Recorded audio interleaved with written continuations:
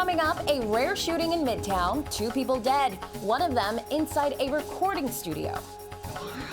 Timing out for you, the return of clouds, fog, and the rain, what to expect by morning.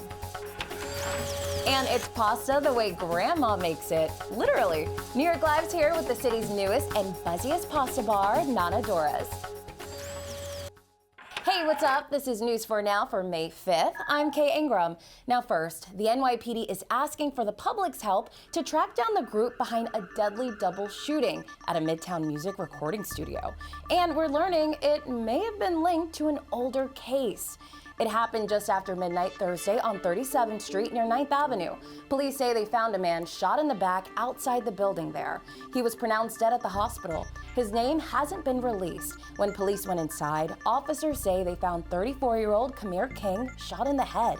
He was also pronounced dead at the hospital. Police are now looking into whether this may have been connected to another shooting that happened exactly 1 year ago to the day.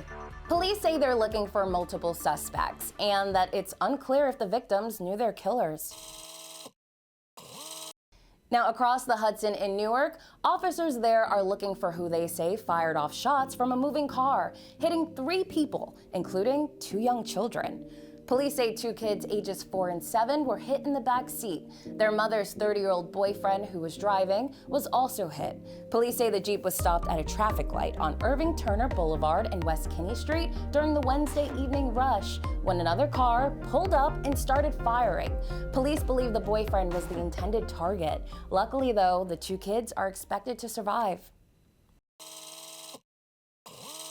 Next, check out this wild video coming out of the Bronx. These guys managed to pull off a smash and grab robbery at a jewelry store in the middle of the day. Security video shows a masked man using a sledgehammer to bash in the front window of M&P Jewelry Store in Pelham Parkway on White Plains Road and Lyttick Avenue Sunday afternoon. They took off with 10 gold chains and 5 gold pendants, worth about $20,000. Police believe this robbery is connected to at least 17 others across the city. In New Jersey, a close call for workers in a medical office in Verona Wednesday morning. At about 7 a.m., an SUV went flying into the side of the building on Pompton Avenue. Another car reportedly crashed into it after trying to make a left turn. The SUV went through one of the medical rooms that just so happens to be a room for crash patients. But thankfully, no one was seriously hurt. The crash is still under investigation.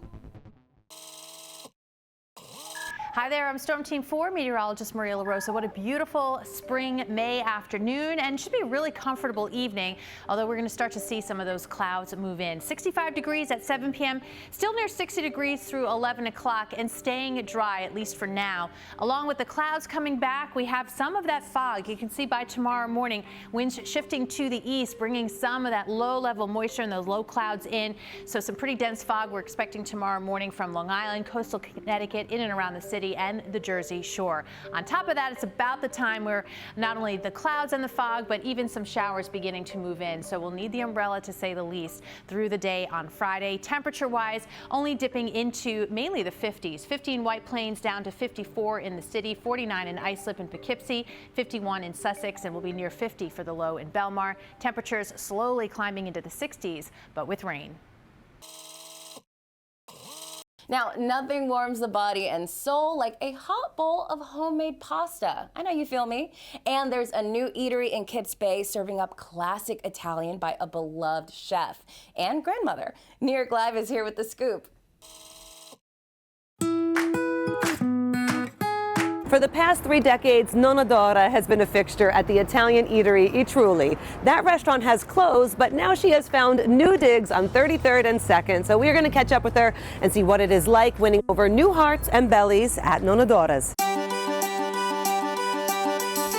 We opened our first restaurant a year after we lost our dad. At that point, my mom was a seamstress. I had asked her, why don't you come work with us rather than work at the factory?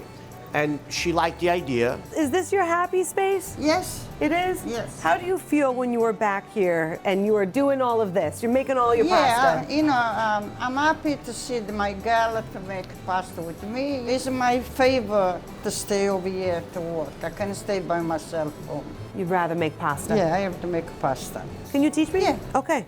Orecchiette. Orecchiette. Carl, you push like this. You pull the nails over here. Wow. Okay. I think you chose the most difficult one. Ma, why don't we do like the The gnocchi maluretto. shape? Yeah. I love gnocchi. You put the three finger. It was the middle finger. You push. You see? I got it. There you go. Yeah. You see? We did it. We Yeah. did it. I'm much better at eating the pasta than I am at making the pasta. After 32 years, we have a new dish. Orecchiette is look like Italian flag. Italian flag, okay. And this is orecchiette with rabbit ragu. Buon appetito! Buon appetito. What's the secret? Everything tastes good because you're together at the table. So, family I don't know and that's the love. food- That's right. Family and love. I'll cheers to that. Salute. Drink to that.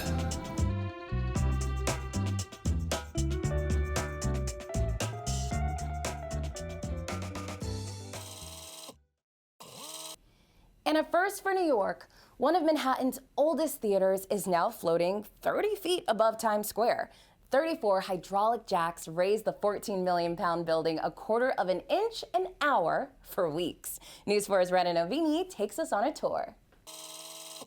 Slow and steady, just 5 inches at a time.